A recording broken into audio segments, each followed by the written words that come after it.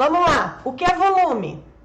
Né? Como é que a gente vai falar de volume corrente se a gente não sabe o que é volume? Então, volume é uma quantidade de uma determinada mistura gasosa. Ela pode ser expressa em litros ou mililitros. O volume é o fluxo em função do tempo. Então, se eu conheço fluxo e tempo, eu conheço volume, tá? E o que nós vamos falar é do volume corrente ou tidal volume, tá? O que é tidal volume? É volume corrente em inglês. E por que eu uso a nomenclatura VT? VT, na verdade, é uma abreviação do tidal volume. Porque, gente, quando vocês forem ler artigos, eles são em inglês, tá? E você vai ler tidal volume e você vai ficar com uma cara de pastel. O que é isso?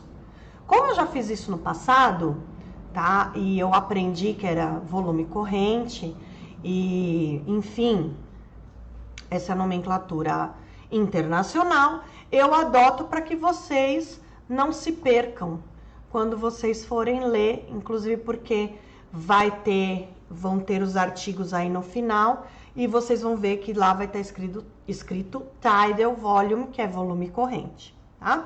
E o que é o volume corrente? É a quantidade de ar que circula nos pulmões a cada ciclo respiratório. Então, o volume corrente total é o volume corrente inspirado mais o volume corrente expirado.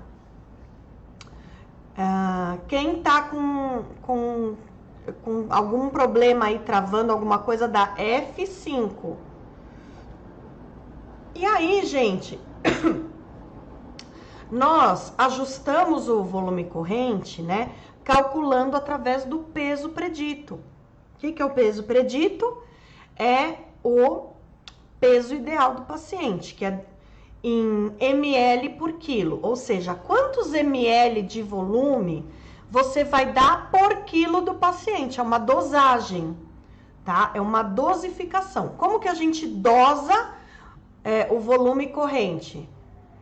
Por exemplo, se é um medicamento, né, você fala tantas gotinhas são tantos ml que você vai dar para o paciente.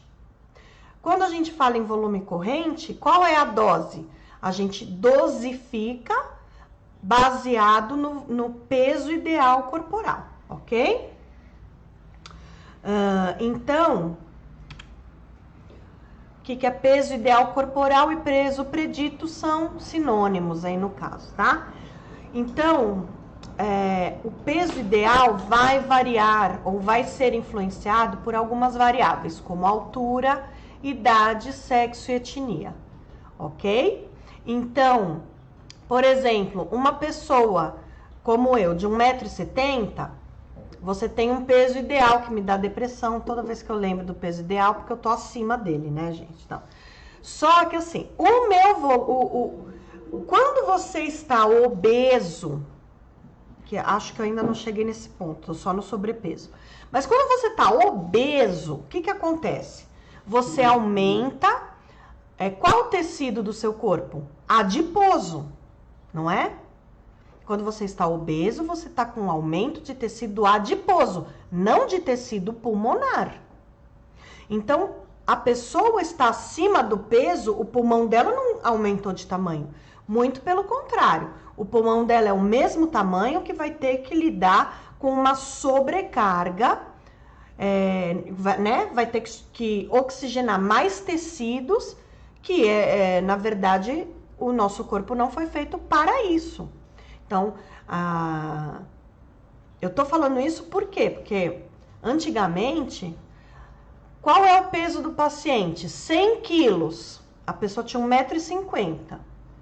E fazia lá 7 vezes 100 quilos, 700 ml. Vum, pó, estourava o pulmão da pessoa. Tá? Por quê? Porque colocava essa dose baseada no peso real. Isso está errado. Você vai estourar pulmão se você fizer isso, tá? Então, é sempre baseado no peso ideal. Então, para 1,50 m, qual é o peso ideal? Né? Para essa idade, para esse sexo, para essa etnia, qual é o peso ideal? Na verdade, o peso ideal, né, o volume corrente ideal, ele até deveria ser calculado baseado na capacidade vital forçada, que é a mais fidedigna aí, que melhor se correlaciona com o volume corrente. Mas a gente sabe que isso não é prático no dia a dia, né? Então a gente, por uma série de coisas e praticidades, a gente acaba fazendo esses cálculos baseados no peso predito, tá bom? Bom, e também a gente precisa lembrar que as patologias influenciam também na capacidade residual do pulmão. Então, pode aumentar a área funcional, digamos assim, ou reduzir a área funcional. Então, por exemplo, o baby lung, né?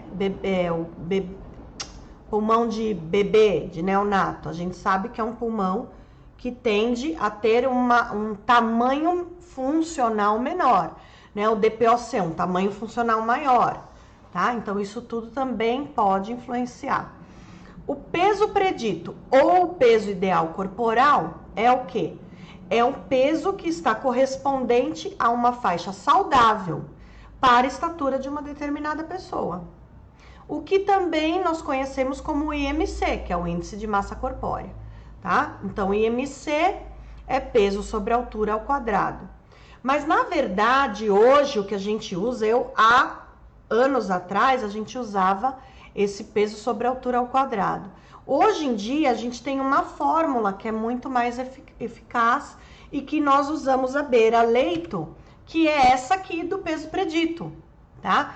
Para homens, 50, para mulheres, 45,5, mais 0,91 vezes a altura em centímetros, menos 152,4. Então, um exemplo prático. Por exemplo, eu quero dar a dose de 5 ml por quilo de volume corrente para um homem de 1,80 m, tá? 1,80 m são 180 centímetros. Como que eu vou calcular o peso predito? Eu vou fazer 50, porque ele é homem. Se fosse mulher, seria 45,5, tá? 50 mais 0,91 vezes 180 menos 152,4. Se você pegar a calculadora e fizer essa conta, você vai ver que o peso predito é 75,11, né? 75 quilos.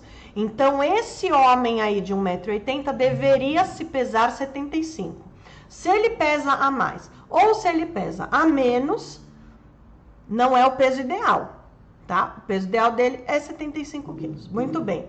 Então, se eu quero dar 5 ml por quilo, então eu vou dar 5 ml para 1 quilo. Vou fazer uma regra de 3. O volume corrente para 75 quilos, o que eu vou fazer? Vou multiplicar 75 por 5, que vai dar que o volume corrente que eu estou escolhendo ofertar para esse paciente vai ser 375 ml, ok? Porque eu escolhi 5 ml por quilo. Se eu quisesse fazer 7 ml por quilo, eu faria 75 vezes 7.